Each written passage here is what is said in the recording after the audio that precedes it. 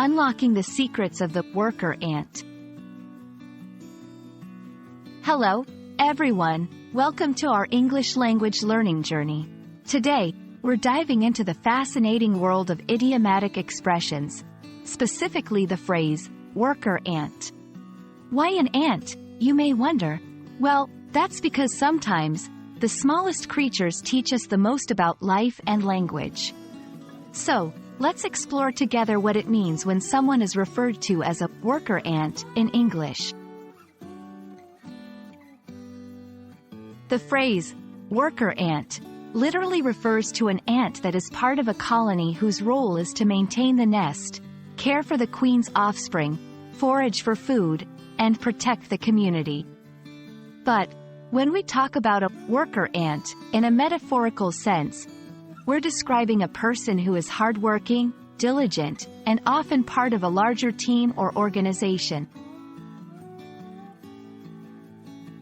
When someone is likened to a worker ant, it conveys a few key characteristics.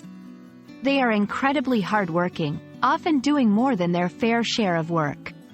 They are cooperative, working well within a team, much like ants do within their colony. They may not stand out individually but are essential to the success of the group as a whole. Let's see how to use worker ant in everyday conversation or writing. She's the worker ant of the office, always the first to arrive and the last to leave.